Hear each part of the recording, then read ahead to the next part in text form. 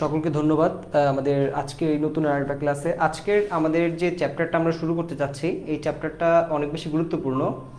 বলতে গেলে অনেক বেশি একটু বোঝার ব্যাপার আছে, বা আমাদের পরীক্ষায় অনেক সময় অনেক বেশি ম্যাথ চলে আসে এই চ্যাপ্টার থেকে। সো এই চ্যাপ্টারটা একটু ভালো করে বুঝতে হবে। তোমাদের চতুর্থ, পঞ্চম এবং ষষ্ঠ চ্যাপ্টারগুলো কিন্তু মোটামুটি সহজ আছে, তো সেগুলো কিন্তু তোমরা এমনিতেই পারবা। তো ওইগুলা তোমাদের আমি রেকর্ড ক্লাস দিয়েছি, সেখান থেকে তোমরা দেখে নিবা। তো তোমরা আমাকে ফিডব্যাক জানাইও যে তোমরা এখান থেকে পারতেছো কিনা। যদি না পারো, আমি পুনরায় ক্লাস দিব, সমস্যা নেই। তবে আমি যেহেতু সপ্তম চ্যাপ্টারটা একটু গুরুত্বপূর্ণ বিধায় এবং বোঝার ব্যাপার আছে বিধায় আমি এই চ্যাপ্টারটা খুব দ্রুততর সময়ে যতটা তোমাদের একটু ভালোভাবে বোঝানো যায়, একটু টাইম নিয়ে বোঝানো যায়, সেজন্য আমরা একটু এই চ্যাপ্টারটা থেকে শুরু করতে যাচ্ছি। তো চ্যাপ্টারটা যদি আমি নাম বলি, আজকের চ্যাপ্টার পার্ট এটা হবে। পার্ট এটা খুবই সহজ, মানে আজকে ক্লাসটা খুবই নর্মাল হবে, মানে খুবই স্বাভাবিক। আজকে আমরা প্রতিফলন বিষয়টা কি, আলো কিভাবে কাজ করে, এই বিষয়গুলো সিম্পলভাবে বোঝার চেষ্টা করব।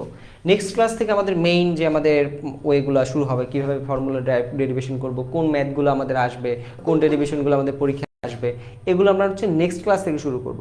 তো তবে আজকে ক্লাসটা করে তারপরে তোমরা যাবা। তো তোমাদের ভিডিও ক্লাস করারও, মানে লাইভ ক্লাস করারও কিন্তু একটা গুরুত্বপূর্ণ উদ্দেশ্য আছে বা একটা পদ্ধতি আছে। তোমরা যখনই আমি দেখবা যে তোমাদের কিন্তু আমি অলরেডি একটা নোট প্রোভাইড করছি এই চ্যাপ্টারের উপরে অলরেডি, তো সেই নোটটা একটু দেখে আসবা। পুরো চ্যাপ্টারে কি পড়াইছি সেইটা একটু দেখে আসবা। এতে করে তোমাদের মানে যখনই তোমরা পূর্বের একটা চ্যাপ্টার বা ধারণা নিয়ে ক্লাসে আসবা, তখন তোমরা এই চ্যাপ্টারটা খুব ক্লিয়ারলি ভালোভাবে বুঝতে পারবা। হ্যাঁ নাহিদুল, বলো। ভাই আমাদের চতুর্থ অধ্যায় ছিলেন না, সপ্তম অধ্যায় কোন তেসর ভাই? আমি তো সেটাই এতক্ষণ ধরে বললাম। ভাই আমি এখন যুক্ত হয়েছি ভাই, আমি এর আগে লক্ষ্য করি নাই ভাই। ও আচ্ছা।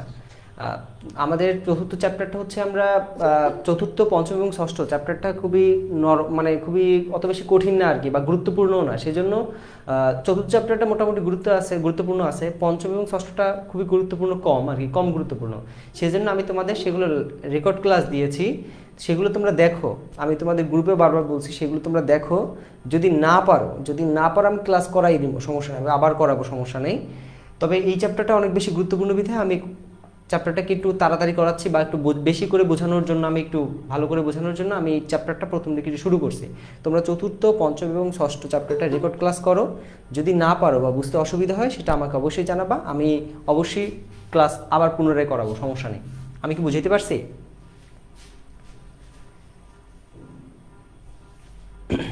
ওকে। তো আজকে আমরা আলোর প্রতিফলন নিয়ে কথা বলবো। এখন প্রথমতেই আলোর প্রতিফলন বোঝার আগে বুঝতে হবে আলো আসলে বিষয়টা কি। আলো এক ধরনের ফোটন, মানে ফোটন কি দেখো, ফোটন বলতে বোঝায় একটা প্যাকেট। মানে কীরকম প্যাকেট? যেমন ধরো যে একটা চিপসের প্যাকেটের ভিতরে কি আছে? চিপসের প্যাকেটে তো চিপস আছে, তারপর বাতাস আছে, তাই না?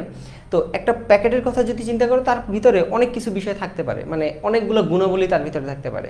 যেমন তুমি চিন্তা করো যে যে কোনো একটা প্যাকেট, যেমন তোমার লাগেজ আছে, লাগেজের ভিতরে কি থাকে? জামা কাপড় থাকে, তারপর হচ্ছে গিয়ে তোমার টুথব্রাশ থাকে, তারপর হচ্ছে গিয়ে তোমার বডি স্প্রে থাকে, আদার্স অনেক কিছু থাকে একটা প্যাকেটে। তো আলো এরকম একটা প্যাকেট। কীরকম? এইটা নিয়ে অনেক একটা কন্ট্রোভার্সি আছে যে আলো কি কোনো ওয়েভ বা তরঙ্গ, নাকি হচ্ছে কোনো ধরনের ইফেক্ট, বা হচ্ছে কোনো একটা এটাকে বলি আমরা হচ্ছে গিয়ে আমাদের ফিজিক্সের ভাষায় সেটাকে বলি আমরা হচ্ছে এটা কি একটা কোনো রে বা ওয়েভ কিনা, কিংবা হচ্ছে কোনো ধরনের পার্টিকেল কিনা, ওয়েভ নাকি পার্টিকেল, এটা নিয়ে অনেক বেশি কন্ট্রোভার্সি বিজ্ঞানীদের ভিতরে। তবে একটা টাইমে গিয়ে আসলে বিজ্ঞানীরা বুঝতে পারছেন আলো আসলে পার্টিকেলও না, আলো আসলে কোনো ওয়েভও না, এটা আসলে দুইটাই সংমিশ্রণ, মানে একই সাথে কাজ করে। এখন তোমাদের আগে বোঝা লাগবে যে ওয়েভ কি আর পার্টিকেল কি। ওয়েভের বাংলা হচ্ছে তরঙ্গ, আর পার্টিকেলের বাংলা হচ্ছে বস্তু। যার পার্টিকেল মানে একটা কণা, কণা মানে হচ্ছে তোমার যার ভর আছে, ওজন আছে, মানে ইফেক্ট আছে। তোমাকে যেমন তুমি একটা তোমাকে যদি কেউ একটা আঘাত করে, তাহলে তুমি কিন্তু ব্যথা পাও, তার মানে কি? তোমার শরীরে একটা ইফেক্ট পড়তেছে।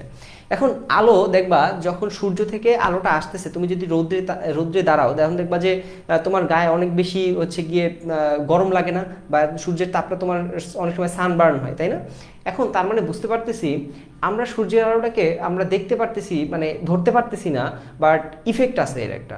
তার মানে আর ওয়েভ মানে হচ্ছে গিয়ে যেমন আমাদের যে ইন্টারনেট, আমাদের টাওয়ার থেকে যে তরঙ্গ এসে আমাদের যে ইন্টারনেট চলতেছে, আমরা ভিডিও ক্লাস নিচ্ছি, তোমরা ক্লাস করতেছো, সবগুলো কিন্তু আমরা কিছুই দেখতে পারতেছি না, বাট ঘটনাগুলো কিন্তু আসলে ঘটতেছে, রশ্মিগুলো কিন্তু আসতেছে।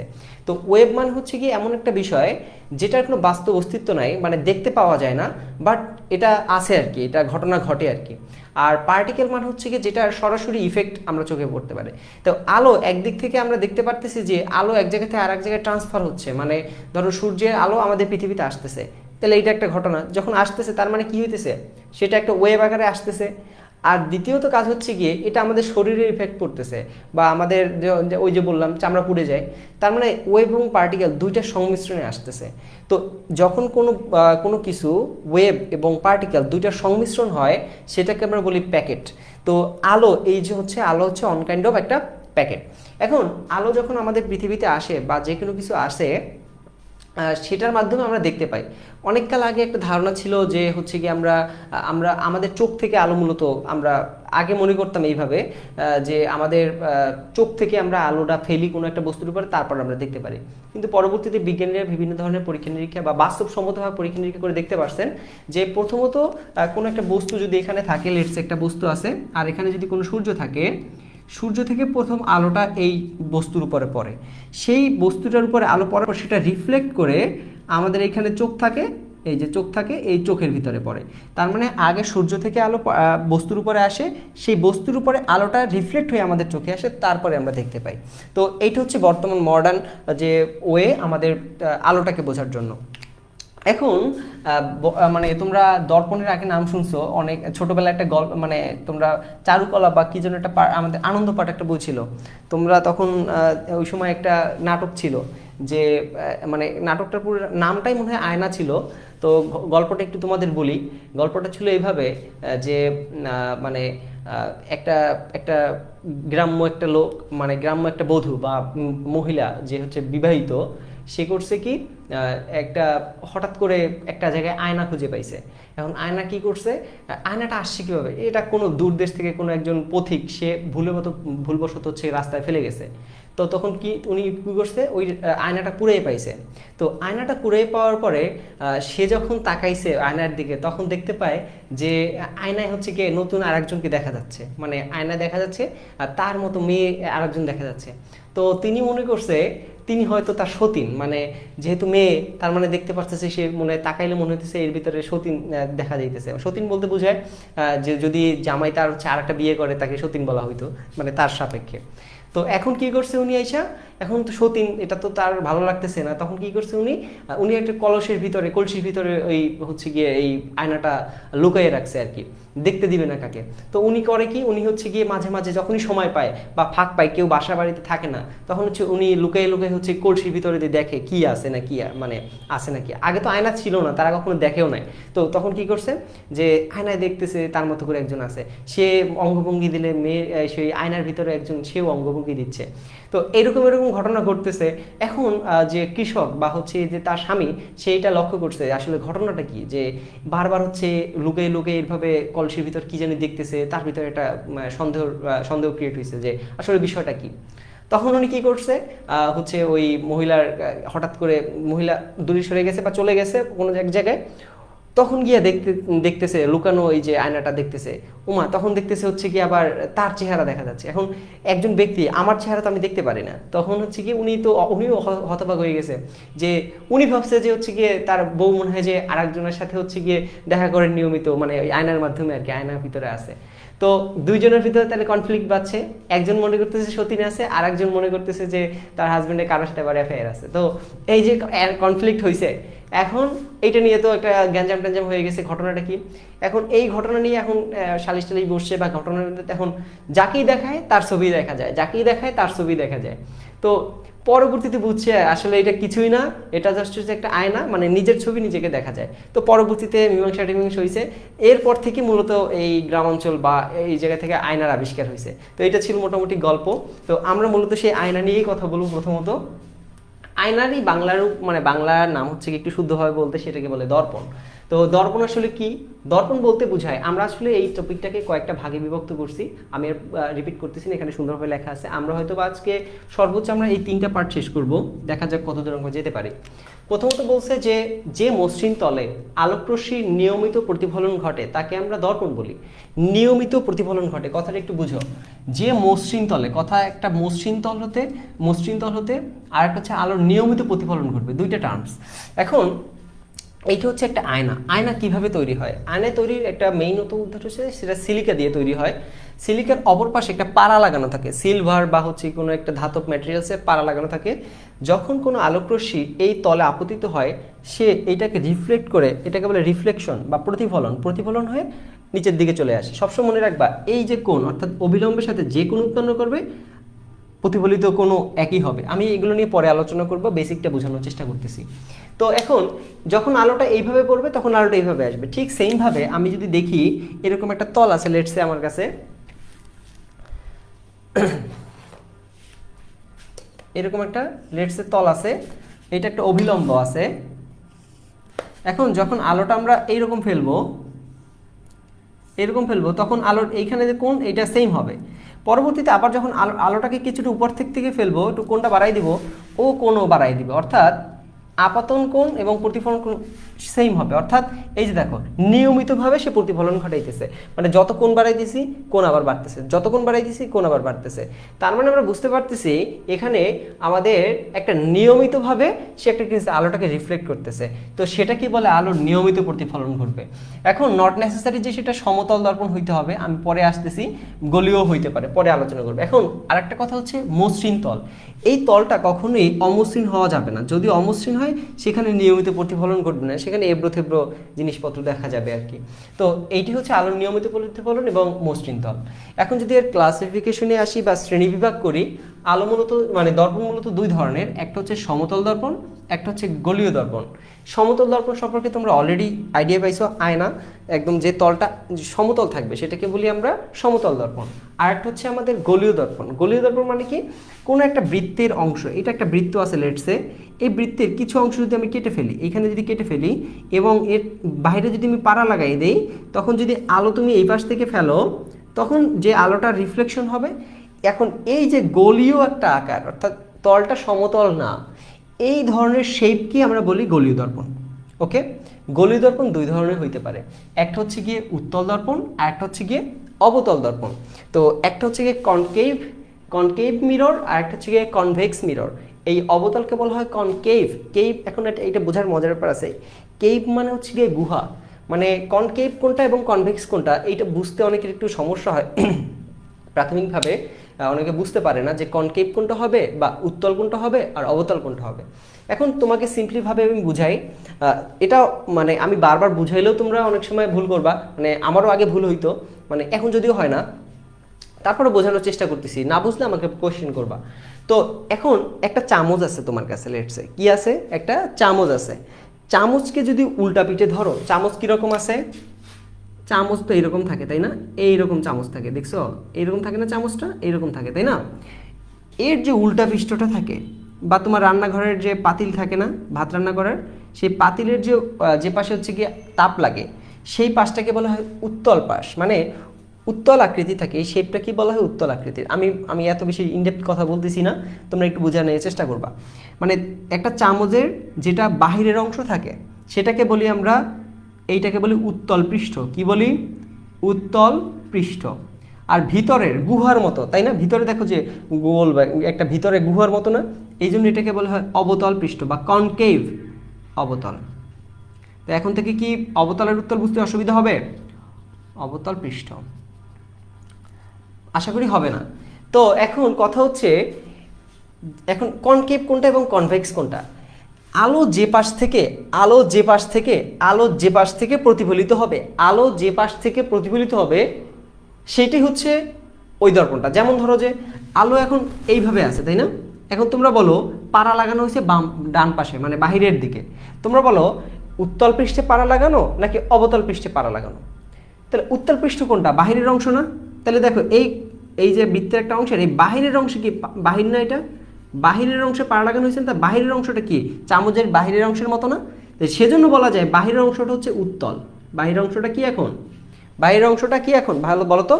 বাহিরের অংশটা হচ্ছে এখন আমাদের উত্তল। যদি বাহিরের অংশটা আমাদের উত্তল হয়, আমি কথা বলছি যে পাশে আলোর প্রতিফলন ঘটবে সেইটা। এখন ভিতরের পাশ দিয়ে আলোর প্রতিফলন ঘটছে না, ভিতরের পাশটা কি তাইলে বাহিরটা যদি উত্তল হয় ভিতরটা কি হবে? অবতল নাকি? এটা তাহলে অবতল হবে, অবতল হবে না? তাহলে আলো যে পাশ থেকে প্রতিফলিত হবে সেইটা অনুযায়ী নাম নাম মানে ওর ডিসাইড হবে।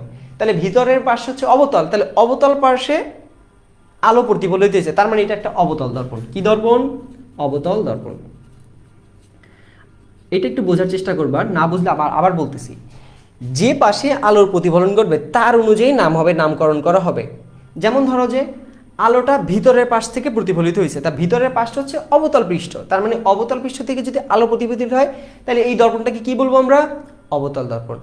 অন দ্য আদার কেস, আমরা যদি হচ্ছে কি এর ইনভার্স কোন বা ইনভার্টলি দেখি, জিনিসটা হয় আলোটা তাহলে কোন পাশ থেকে প্রতিফলিত হয়েছে দেখো তো, বাহিরের পাশে প্রতিফলিত হয়েছে না এরকম, তো বাহিরের পাশে প্রতিফলিত সেটাকে বলি আমরা উত্তল দর্পণ। উত্তল দর্পণ। দর্পণের ইংরেজি হচ্ছে মিরর, তো এটাকে বলে কনকেভ মিরর। আমি অনেক সময় মাঝে মাঝে কনকেভ কথাটা উচ্চারণ করব বা কনভেক্স উচ্চারণ করব, তোমরা একটু নোট করে রাখবা কোনটাকে আমি কি বলতেছি। কনভেক্স মিরর, ওকে, কনকেভ এবং কনভেক্স। তো এইটা ছিল মূলত আমাদের দর্পণের ক্লাসিফিকেশন। আমরা এখন দর্পণের প্রতিফলন কিভাবে ঘটে সেইটা নিয়ে আমরা আলোচনা করব। পাশাপাশি আজকে চেষ্টা করব একটা বিম্ব কিভাবে ক্রিয়েট হয় সেইটা নিয়ে একটা আলোচনা করব একটু পরে। তো আমরা বুঝতে পারছি দর্পণ আসলে কি। দর্পণ হচ্ছে কতভাবে হইতে পারে। দর্পণ দুই ধরনের, সমতল দর্পণ, গলীয় দর্পণ। গলীয় দর্পণ আবার দুই ধরনের, উত্তল দর্পণ এবং অবতল দর্পণ। এবং অবতল দর্পণ আশা করি আমরা অলরেডি চিনে ফেলছি যে কোনটাকে আমরা কি দর্পণ আমরা আলোচনা করব বা বলবো। ওকে,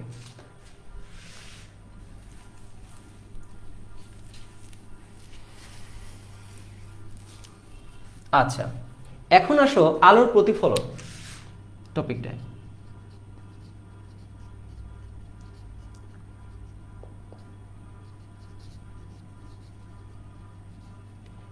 আলোর প্রতিফলন ইংরেজি হচ্ছে রিফ্লেকশন অফ লাইট বা আলোর প্রতিফলন, মানে রিফ্লেক্ট করবে, মানে কোনো একটা রশ্মি এইখান থেকে পাস যদি করে, মানে যদি যায়, তো এই পাশে তো পাড়া লাগানো আছে, আলোটা তো যাইতে পারতেছে না, পাস করতে পারতেছে না, তখন কি করে সে পিছনের দিকে ফিরে আসে।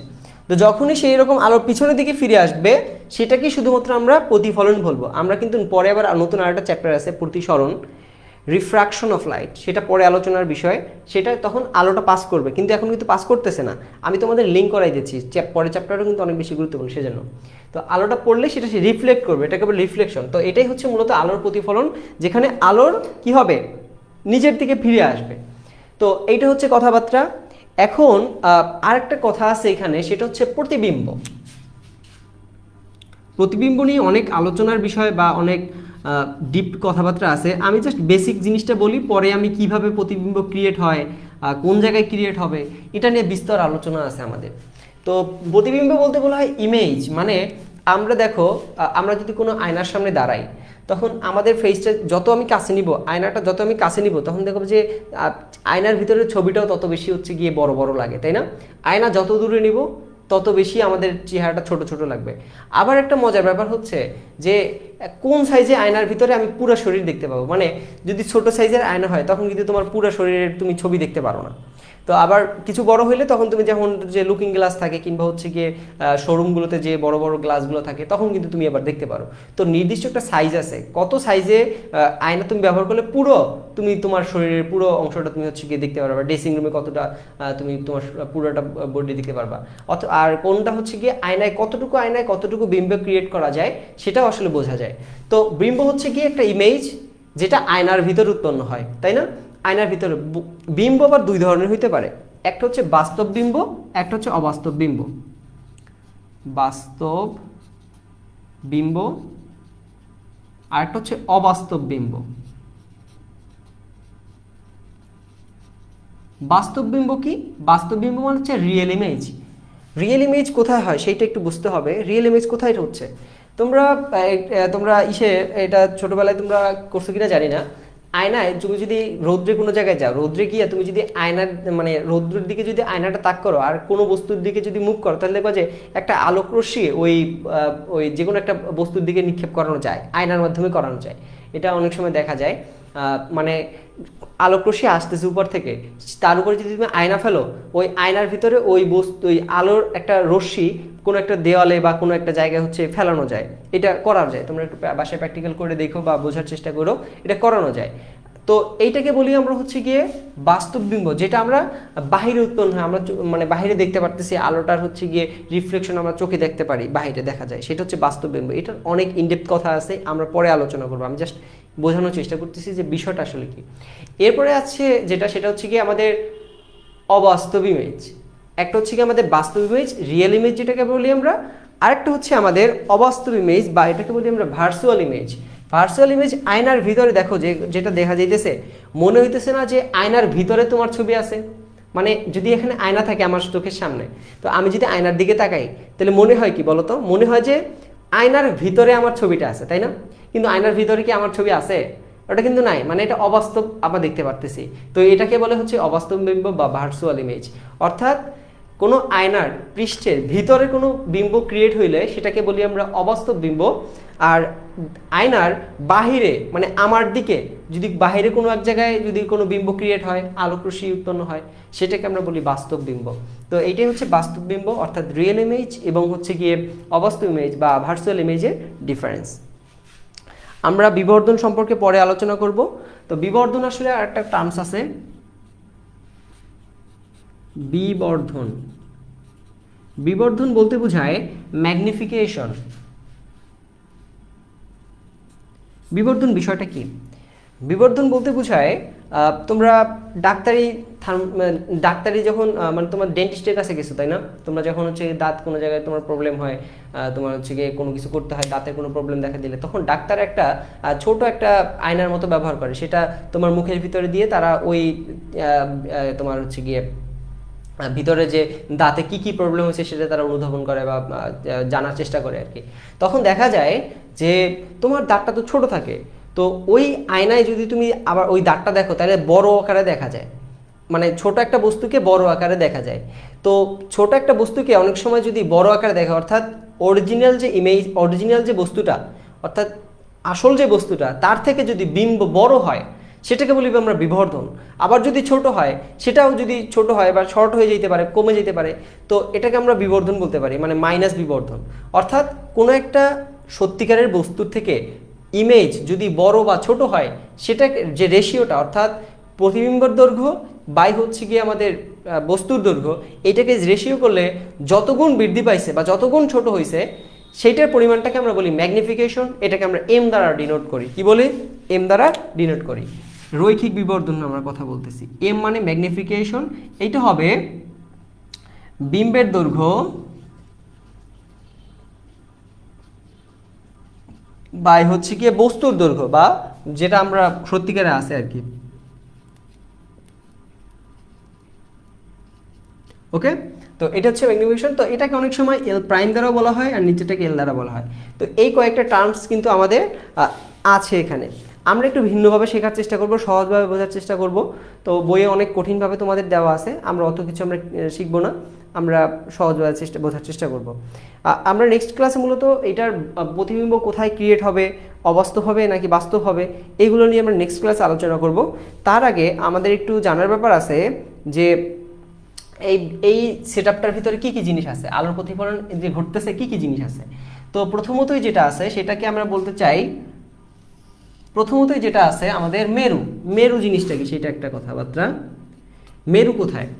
একটা দেখো এইখানে একটা আমাদের দর্পণ আছে। আপতিত রশ্মি বলতে বোঝায় যে রশ্মিটা কোনো তলে আপতিত হইতেছে সেটাকে বলে আপতিত রশ্মি, এইটা। আর ওই আপতিত রশ্মি প্রতিফলিত হইয়া যে পথে ফিরে যায় মানে চলে যায়, তখন যে রশ্মিটা আসলে চলে যায় সেইটাকে মূলত বলা হয় প্রতিফলিত রশ্মি। আর আপতিত রশ্মি এবং প্রতিফলিত রশ্মির ঠিক মধ্য বরাবর, মানে কি বলে, ঠিক মধ্য বরাবর, একদম ঠিক মিডল বরাবর থাকবে, মানে ভিন্নতা কিন্তু থাকবে না। আগেই বলি ভিন্নতা থাকবে না, একদম মিডল বরাবর যে রেখাটা উৎপন্ন হয়, মানে রেখাটা ডিভাইড করতেছে না, এখানে ডিভাইড করতেছে, মানে আপতিত রশ্মি এবং প্রতিফলিত রশ্মির যে রেখাটা ডিভাইড করতেছে বা ভাগ করতেছে সেটাকে বলা হয় অভিলম্ব। অভিলম্ব। আমরা সামনে গিয়ে এটাকে প্রধান মেরু হিসেবেও চিনতে পারি, সামনে আমরা শিখব। তো প্রধান মেরু বা অভিলম্ব একই জিনিস। তো আর এই যে পয়েন্টটায় এই সব ঘটনা ঘটতেছে, অর্থাৎ আপতিত রশ্মি, প্রতিফলিত রশ্মি এবং অভিলম্ব যে পয়েন্টে মিলিতেছে সেটাকে বলা হচ্ছে গিয়ে মেরুবিন্দু। কি বলা হয়? মেরু বিন্দু। সেটাকে বলা হয় মূলত আমাদের মেরুবিন্দু। আচ্ছা, এখন এইটা আমাদের মোটামুটি বোঝা শেষ হলো। অভিলম্ব তখনই হয় যখন হচ্ছে সেটা সমতল দর্পণ থাকে, বাট যখন সেটা গলীয় দর্পণ আসবে তখন সেটা আমরা প্রধান মেরু হিসেবে কাউন্ট করব। কি বলছি? যখন সমতল দর্পণ থাকবে তখন আমরা অভিলম্ব হিসেবে সেটাকে বলবো, যখন সেটা গলীয় দর্পণ থাকবে তখন সেটাকে আমরা প্রধান মেরু হিসেবে কল্পনা করব। তো কিভাবে হয় জিনিসটা একটু দেখার চেষ্টা করি। প্রধান অক্ষরটা কিভাবে হবে সেটা একটু দেখি। তো এইরকম লেটসে একটা আমাদের গলীয় দর্পণ আছে। তোমরা বলো যে এইটা কি দর্পণ হবে? এটা কি গলীয় মানে অবতল দর্পণ হবে নাকি হচ্ছে গিয়ে উত্তল দর্পণ হবে? কেউ কি বলতে পারবা? কেউ কি পারবা না? অবতল দর্পণ। সবাই কি বুঝছি এটা অবতল দর্পণ হবে? কারণ কি? অবতল পৃষ্ঠে প্রতিফলিত হচ্ছে আর কি আলোটা, তো এই জন্য এটাকে বলা হয় অবতল দর্পণ। এখন অবতল দর্পণের ক্ষেত্রে যাই ঘটুক না কেন এইটাকে তখন বলা হবে কি? প্রধান মেরু বা মেরুরেখা, একই কথা। মানে সমতল দর্পণের ক্ষেত্রে যেটা হয় অভিলম্ব, গলীয় দর্পণের ক্ষেত্রে সেটা হবে প্রধান মেরু। আর এটাকে সেম টু সেম আমরা মেরুবিন্দু বলতে পারি। ওকে, আচ্ছা। আর এইখানে হচ্ছে বস্তু আছে একটা। এখন বিম্ব কিভাবে ক্রিয়েট হবে এইটা নিয়ে আমি তোমাদের একটু পরে আলোচনা করব। তার আগে বিষয়গুলো বুঝাই নিই। এখন বিম্ব কোথায় ক্রিয়েট হবে সেইটা আমরা বুঝবো কিভাবে? বিম্ব কোথায় আসলে ক্রিয়েট হবে, কেমনে বুঝবো বিম্বটা ক্রিয়েট হবে? বিম্ব কোথায় ক্রিয়েট হবে এইটা বোঝার জন্য আমি তোমাদেরকে শর্টকাটে আমরা তিনটা ওয়ে আমি দেখাবো। মানে তিনটা রেখা তুমি যদি কোনো দর্পণে ফেলতে পারো তাইলে আমরা বুঝবো যে বিম্ব কোথায় উৎপন্ন হবে। এই বিম্ব কোথায় উৎপন্ন হবে সেটা বোঝা কিন্তু অনেক বেশি গুরুত্বপূর্ণ। কিভাবে? বিষয়টা দেখো। এই জায়গার ভিতরে আরেকটা জিনিস আছে, সেটাকে বলি আমরা বক্রতার ব্যাসার্ধ। কি বলি আমরা? এটাকে বলি আমরা বক্রতার ব্যাসার্ধ। এখন বক্রতার ব্যাসার্ধ আসলে কি? এটাকে বলে রেডিয়াস অফ কার্ভেচার। মানে এটা তো একটা বৃত্ত, তাই না? এই যে একটা বড় বৃত্তের ছোট অংশ আমরা কেটে নিয়েছি, বৃত্ত চাপ কাটছে। মানে এটা একটা বড় বৃত্ত ছিল, সেইখান থেকে কি করছি আমরা? ক্ষুদ্র একটা অংশকে কাইটে নিছি, মানে এরকম একটা কাইটে নিছি, তাই না? এই যে একটা কাইটে নিছি। তো কাইটে নেওয়ার পরে এই যে একটা বৃত্ত ছিল না এখানে, একটা বৃত্ত ছিল অলরেডি, আগে একটা বৃত্ত ছিল না এখানে, এরকম একটা কাল্পনিক বৃত্ত ছিল। এই যে বৃত্তটা ছিল, এই বৃত্তটার অবশ্যই একটা কেন্দ্র আছে। বৃত্তের ব্যাস কত? ডি। আর বৃত্তের তাহলে ব্যাসার্ধ আছে। তো এইখানে যে অংশটা, মানে আমাদের যে দর্পণটা আছে গলীয় দর্পণ, সেই গলীয় দর্পণটা যে বৃত্তের অংশ, সেই বৃত্তের ব্যাসার্ধকে আমরা বলি মূলত বক্রতার ব্যাসার্ধ, যেটাকে আমরা রেডিয়াস অফ কার্ভেচার বলি বা আর দ্বারা ডিনোট করি। কি দ্বারা ডিনোট করব? আর দ্বারা ডিনোট করব। তাহলে দেখো এই বৃত্তটা লেটসে এই বৃত্তের অংশ, তার মানে এইখান থেকে এইটুকু ডিস্টেন্স কত? আর। তাহলে আরই হচ্ছে মূলত এখানে বক্রতার ব্যাসার্ধ। তাহলে আরই কি আমাদের বক্রতার ব্যাসার্ধ। আচ্ছা, এখন আরেকটা কথা আছে, সেটা হচ্ছে প্রধান ফোকাস। কি আছে? একটা প্রধান ফোকাস। প্রধান ফোকাসটা কি? প্রধান ফোকাসটা হচ্ছে গিয়ে কোনো একটা আলো প্রধান মেরুর সমান্তরালে যদি আপতিত করাও কোনো দর্পণে, মানে গলীয় দর্পণ হইতে হবে, কিন্তু কোনো গলীয় দর্পণে আপতিত করাইলে কিভাবে আপতিত করবো কথা কিন্তু গুরুত্বপূর্ণ বিষয়। তিনটা টার্মস বলবো, একটা কিন্তু অলরেডি বলতেছি। কি বলছি? যদি প্রধান মেরুর সমান্তরালে কোনো আলো ফেলো, তখন সেইটা কোনো একটা পয়েন্টকে কাট করে এরকম চলে যায়। কি করে? এরকম কাট করে চলে যায়। এখন কোনো একটা বস্তু, কোনো একটা আলোকবিন্দু যদি প্রধান অক্ষের সমান্তরালে ফেলা হয়, তবে ওই বিন্দুটা যে পয়েন্ট দিয়ে কাট করে চলে যায় সেই পয়েন্টটা কি বলে? তো মূলত প্রধান ফোকাস। কি বলে? প্রধান ফোকাস। আমি কথাটা মনে হয় এখনো ক্লিয়ার করতে পারিনি।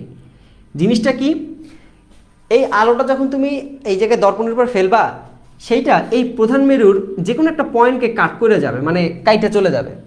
এই পয়েন্টটা কি বলা হয় মূলত প্রধান ফোকাস। তোমরা মোবাইলের ক্যামেরা যখন ছবি তোলো, অনেক সময় ডিএসএলআর বা হচ্ছে যাদের ক্যামেরা আছে তারা সময় দেখবা অনেক সময় জুম ইন জুম আউট করলে ফোকাস অনেক সময় থাকে না, ফোকাস চলে যায়। এই ফোকাস হচ্ছে মানে এমন একটা জিনিস বস্তুটাকে ক্লিয়ার করে তুলবে। তো এইটা হচ্ছে ফোকাস। এই ফোকাসের চারপাশ দিয়ে যদি কোনো আলোটা চলে যায় তখন মানে বস্তুটা সঠিকভাবে ক্লিয়ারলি দেখা যাবে না। তো বস্তুটা যদি ফোকাস দিয়েই চলে যায় তখনই বস্তুটা ক্লিয়ার দেখা যাবে। সেই জন্য বলে যে ফোকাস ঠিক করো, ক্যামেরা করার মানে ছবি তোলার সময় ফোকাস ঠিক করতে বলা হয়। তো এই বিন্দুটা হচ্ছে প্রধান ফোকাস। এখন একটা কন্ডিশন আছে, এই কন্ডিশনটা হচ্ছে গিয়ে এফ ইকুয়াল টু, এই প্রধান ফোকাসকে এফ দ্বারা প্রকাশ করা হয়, আর এফ সমান হবে r/2। বক্রতার ব্যাসার্ধের অর্ধেক হবে ফোকাস দূরত্ব, মানে ফোকাস দূরত্ব কি হবে, বক্রতার ব্যাসার্ধের অর্ধেক। তার মানে এইখান থেকে যদি আমি একটা রেখাটা নিই আর এখানে যদি আমরা মেরুবিন্দু ধরি, এইটা হচ্ছে এফ, আর এফ হবে এই যে টোটাল আরটা তার অর্ধেক। কি হবে, আরটা এফটা হবে টোটাল আর এর অর্ধেক। এটা নিয়ে আমাদের প্রমাণও আছে, পরে আমরা আলোচনা করব। তো কয়েকটা জিনিস আমরা কি কি শিখলাম, প্রধান মেরু বা প্রধান অক্ষ বলা হইতে পারে, একই জিনিস, হ্যাঁ সব কিছুই কিন্তু এক। তো প্রধান অক্ষ আমরা বলতে পারি। তো প্রধান অক্ষ এখানে হচ্ছে গিয়ে আমাদের মেরুবিন্দু, তারপর হচ্ছে গিয়ে বক্রতার ব্যাসার্ধ, তারপর হচ্ছে প্রধান ফোকাস। এই কয়েকটা টার্মস কিন্তু আমরা অলরেডি শিখে ফেলছি। ওকে, আচ্ছা এখন তোমাদের বলছিলাম যে বিম্ব কোথায় ক্রিয়েট হবে সেটা তো তুমি কিভাবে বুঝবা। তো এইটা বোঝার জন্য আচ্ছা এইটার একটা আমি যদি এইটা আঁকছি কিসে বলো তো, এটা হচ্ছে অবতলে আঁকছি। এখন যদি উত্তলে আঁকি তাহলে জিনিসটা কেমন হয় দেখো। এখন দেখো এই আলোটা কোন দিকে যাচ্ছে, আমি যেদিকে আছি সেই দিকে ফিরে আসতেছে না। তোমাদের আগেই বলছি কোনো একটা আলো যেখান থেকে আপতিত হইতেছে সেই দিকেই যদি ফিরে আসে, মানে আমি যেদিকে আছি সেই দিকে যদি আলোটা ফিরে আসে তখন সেটা বাস্তব বিম্ব হবে। তোমাদের কিন্তু পূর্বে বলছি বাস্তব বিম্ব তখনই হবে তুমি যেদিকে আসো আলোটা যদি সেই দিকে উৎপন্ন হয়, মানে বিম্বটা যদি সেই দিকে উৎপন্ন হয় সেটা কি বলবো আমরা, বাস্তব বিম্ব। তাহলে বস্তুটা কিন্তু এই দিকে আসছে, তার মানে সেটা কিন্তু একটা বাস্তব বিম্ব হবে। এখন যদি আমি উত্তল দর্পণের কথায় আসি, উত্তল দর্পণটা এইরকম হবে না, জিনিসটা এইরকম হবে। এখন যদি প্রধান ফোকাস আমি এখান থেকে যদি কোনো একটা আলো এখান থেকে ফেলাই, এই বস্তুর উপরে সমান্তরালে ফেলতেছি, কিন্তু প্রধান অক্ষের সমান্তরালে ফেলতেছি, তখন আলোটা প্রতিসৃত হয়ে যাবে। এটাকে অপসারী লেন্সও বলা হয়, অপসারী দর্পণও বলা হয়। মানে অপসারী বলতে বোঝায় অপসারিত হয়ে যায়, বাইরের দিকে ছিটকে যায়। তাহলে এটা বাইরের দিকে এরকম ছিটকে যায়, কি বলে এরকম বাইরের দিকে ছিটকে যায়, মনে আছে এটা বাইরের দিকে ছিটকে যাবে। এটা কিন্তু ভিতরের দিকে আসছিল, দেখছো এটা কিন্তু ভিতরের দিকে আসে, কিন্তু এটা বাইরের দিকে ছিটকে যায়। তো এখন এই যে একটা বৃত্ত এখানে ছিল সেটার একটা বৃত্তের অংশ আছে, এখানে একটা বৃত্তের ব্যাসার্ধ আছে। এটা যদি যে বৃত্তের অংশ তার অর্ধেক হচ্ছে কি আর হবে এখানে। আরটাকে আমরা কি বলি বলতো, কে বলতে পারবা, বক্রতার ব্যাসার্ধ বলি না, বক্রতার ব্যাসার্ধ। হ্যাঁ, তাহলে দেখো আলোটা পড়ছে কোথায়, এইখানে। তাহলে এইটা আপতিত রশ্মি আপতিত হওয়ার পরে সেটা এই পথে ফিরে গেছে, অপসৃত হয়েছে, বাইরের দিকে চলে গেছে। বাইরের দিকে যদি চলে যায় বিম্বটা এইখানে কোনো এক জায়গায় উৎপন্ন হবে, মানে এই পয়েন্টে কাট করবে, মানে এটা আসছে বলে মনে হয়। মানে এই যে রেখাটা আমরা টানছি না, এইটাকে যদি পিছনের দিকে এক্সটেন্ড করি, মানে পিছনের দিকে আমি টাইনা নিই, এই পয়েন্টে কাট করে। কি করে, এই পয়েন্টে কাট করে। এই পয়েন্টে যদি কাট করে সেক্ষেত্রে এইটাই হবে মূলত প্রধান ফোকাস। এখন এইটা দেখো এটা কিন্তু বাইরের দিকে চলে যাইতেছে, এটা কারোর সাথে মিলবে না, মানে বিম্ব গঠন করা বাইরের দিকে সম্ভব না। তাহলে বিম্বটা গঠন করছে কোথায়, দর্পণের ভিতরে করছে না। দর্পণের ভিতরে যদি কোনো বিম্ব গঠন করে সেটাকে আমরা অবাস্তব প্রতিবিম্ব আমরা বলতে পারি, একটু আগে শিখে আসছি ভার্চুয়াল ইমেজ। তো যেহেতু বিম্বটা ভিতরে ক্রিয়েট হবে সেজন্য সবসময় মনে রাখবা উত্তল দর্পণে ভার্চুয়াল ইমেজ ক্রিয়েট হইতে পারে। অনেক কেস আছে, পরে আলোচনা করব। আপাতত আজকে ক্লাসটা জাস্ট তোমাদের ধারণা দেওয়া কেমনে কি ঘটনা ঘটে। তো এইখানে হইলো আমাদের প্রধান ফোকাস। তাহলে মানে ঘটনা ওই সেম, এফ সমান হচ্ছে কি r/2 হবে, ঘটনা ওই একই, ঠিক আছে, এটার কোনো ভিন্নতা নাই। এখান থেকে এফ আছে আর এখান থেকে যদি ই করো তাহলে এইটুকু হচ্ছে এফ। ওকে, আচ্ছা, তো এইভাবে হচ্ছে কি একটা জায়গায় বিম্বটা ক্রিয়েট হইতে পারে। এখন আমি তোমাদের তিনটা রশ্মির মাধ্যমে দেখা যাবে এক্স্যাক্ট বিম্বটা কোন জায়গায় ক্রিয়েট হবে। বিম্বটা কি বড় হবে নাকি ছোট হবে, আমরা 6 রুল শিখবো নেক্সট ক্লাসে। আমি দেখাই তিনটা পদ্ধতি, তিনটা রেখাকে আমি চালনা করে যে কোনো একটা বস্তুর বিম্ব কিভাবে হবে সেটা আমরা বুঝতে পারবো। দেখাই তোমাদের প্রথমে। লেটসে আমি এটা অবতল দর্পণ ধরলাম, উত্তল দর্পণ আমি ধরতে পারি, কোনো সমস্যা নেই, আমার ইচ্ছা, মানে আমি ধরছি আর কি দেখানোর জন্য, সবগুলো দিয়ে মিলবে, সমস্যা নেই। এইখানে আমি একটা প্রধান অক্ষ আঁকলাম। এইখানে যদি কোনো একটা বস্তু থাকে, অবশ্যই এখানে কি থাকবে, এই বক্রতার কি আছে, একটা কেন্দ্র আছে না, যেটাকে আমরা আর কল্পনা করি না, এখান থেকে আর বলি না, আর বলি। আর এখানে একটা ফোকাস আছে এফ। তাহলে তোমাদের বলছিলাম কোনো একটা, এটা একটা বস্তু, বস্তুর উচ্চতা হচ্ছে এখানে ধরো এল, ওকে। আচ্ছা, যখন বস্তুটা এই সমান্তরালে কোনো এক তলে আপতিত হবে, সমান্তরালে আপতিত করছি, তখন কোথা দিয়ে যাবে, ফোকাস দিয়ে যাবে কি না বলো তো, বলছি কিন্তু আগে। কোনো একটা আলো যদি প্রধান অক্ষের সমান্তরালে যায়, তখন সে ফোকাস দিয়ে সে অতিক্রম করবে, এটা হচ্ছে কথা। এখন আরেকটা কথা হচ্ছে, তিনটা কথা বলবো, একটা কিন্তু বলে ফেলছি, সমান্তরালে, অক্ষের সমান্তরালে, অক্ষের সমান্তরালে, সমান্তরালে, এইখানে গেল। 2 নাম্বার কন্ডিশন, আলোটা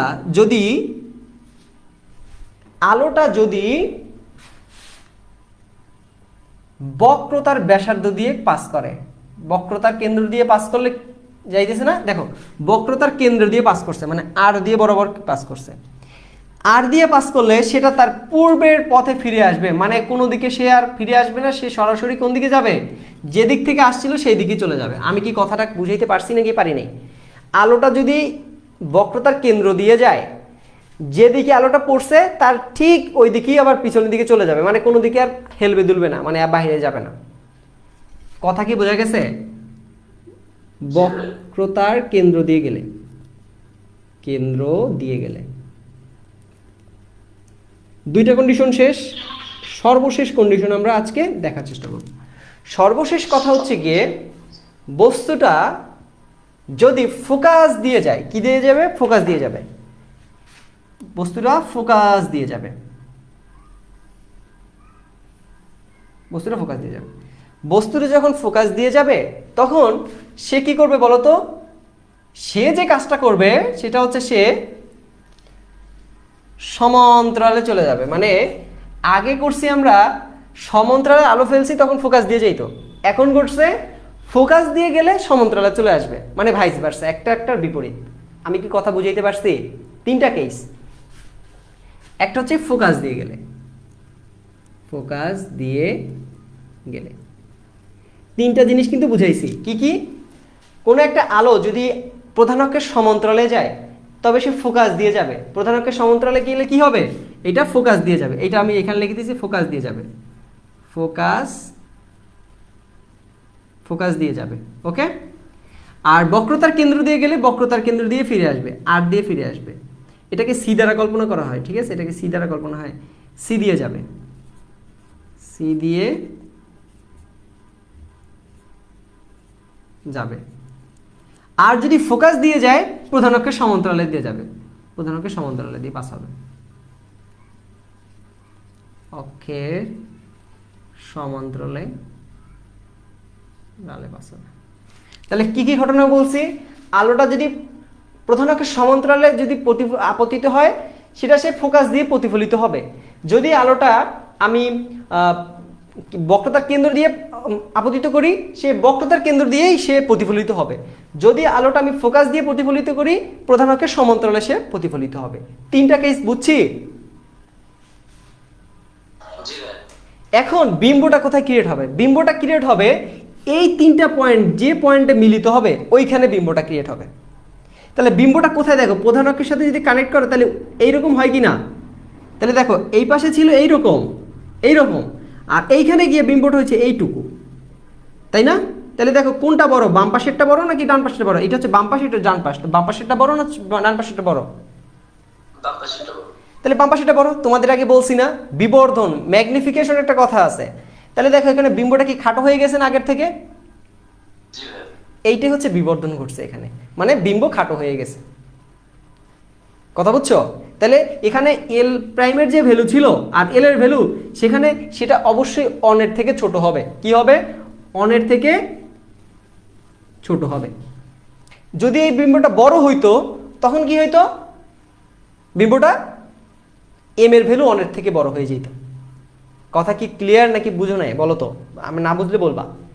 আচ্ছা, তাহলে বুঝলাম এটা কি নিয়ে কথা বলছি এখানে, বিবর্ধন নিয়ে কিন্তু অলরেডি কথাবার্তা চলে আসছে।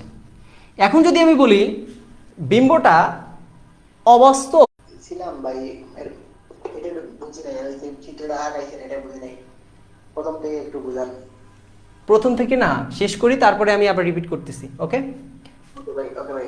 আচ্ছা, তো এখন আমাদের কথা ছিল যে তিনটা আমি কেস দেখাইছি, এই তিনটা কেস দিয়ে মারজান দেখো, তিনটা আমি কেস দেখাইছি, এই তিনটা কেস দিয়ে আমি বুঝাইছি বিম্বটা কোথায় উৎপন্ন হবে। এখন প্রথম বলছি অক্ষের সমান্তরালে যদি কোনো আলো ফেলো সেটা ফোকাস দিয়ে যাবে, এই যে ফোকাস দিয়ে গেছে। আবার যদি বক্রতার কেন্দ্র দিয়ে পাস করো, সে বক্রতার কেন্দ্র দিয়ে পাস করবে। আবার যদি তুমি ফোকাস দিয়ে আপতিত করো, সে প্রধান অক্ষের সমান্তরালে সে প্রতিফলিত হবে। এই তিনটা বস্তু যে পয়েন্টে মিলিত হবে সেইখানে বিম্বটা উৎপন্ন হবে।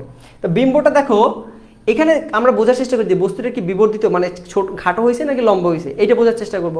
বস্তুটা কি বাস্তব নাকি অবাস্তব সেটা বোঝার চেষ্টা করব। বস্তুটা কি উল্টা নাকি সিধা সেটা বোঝার চেষ্টা করব। এরকম কয়েকটা কেস আমি এখান থেকে বোঝার চেষ্টা করতেছি। প্রথমে আমি দেখতে পাচ্ছি যে এল এর থেকে এই যে এল প্রাইমের ভ্যালু কম, তার মানে বস্তুটা খাটো হয়ে গেছে, দেখছো, খাটো হয়ে গেছে। আরেকটা দেখতে পারতেছি যে বস্তু যেদিকে আছে বিম্ব সেই দিকে উৎপন্ন হয়েছে, তার মানে সেটা বাস্তব বিম্ব হয়েছে। আরেকটা কেস আছে, সেটা হচ্ছে বস্তু কি উল্টা না সিধা, সিধা বলতে বোঝায় সোজা, আর একটা হচ্ছে উল্টা। তারপরে দেখো বস্তুটার ডিরেকশন কোন দিকে ছিল, উপরের দিকে ছিল না, আর এইটা দেখো এই প্রধান অক্ষের সাথে কোন দিকে হয়েছে, নিচের দিকে হয়েছে না, তার মানে কি বিম্ব হবে বলতে পারবা, উল্টা বিম্ব হবে।